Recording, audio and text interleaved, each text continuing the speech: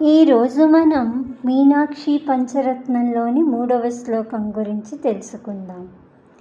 శ్రీ విద్యాం శివవామభాగనిలయాం హ్రీంకారమంత్రోజ్వలాం శ్రీచక్రాంకితబిందుమధ్యవసతిం శ్రీమత్సభానాయకీం శ్రీమచ్చన్ముఖవిఘ్నరాజజననీం శ్రీమజ్జగన్మోహినీం మీనాక్షీం ప్రణతోస్మి సంతతమహం కారుణ్యవారాం నిధిం.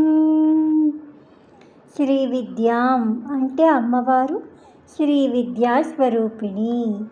శివవామభాగ నిలయాం శివుని యొక్క ఎడమ భాగంలో నివసించేది.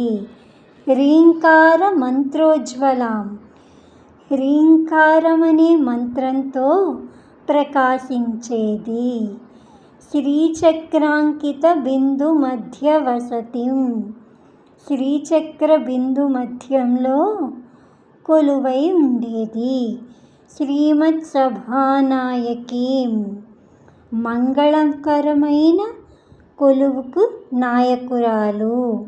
శ్రీమత్ షణ్ముఖ విఘ్నరాజజననీం షణ్ముఖ అంటే సుబ్రహ్మణ్య స్వామి, విఘ్నరాజ అంటే వినాయక స్వామి, జనని అంటే తల్లి. అంటే అమ్మవారు కుమారస్వామికి మరియు వినాయకునికి తల్లి. శ్రీమద్ జగన్మోహినీం ఈమె సకల జగత్తును మోహింపచేసే శక్తి స్వరూపిణి. ఆమె పేరేంటి? మీనాక్షీం. ఆమె మీనాక్షి. కారుణ్యవారాం నిధిం కరుణా సముద్రురాలు. అహం నేను సంతతం సంతోషంతో ప్రణతోస్మి నమస్కరిస్తున్నాను. శ్రీ విద్యా స్వరూపిణి శివుని ఎడమ భాగంలో నివసించేది.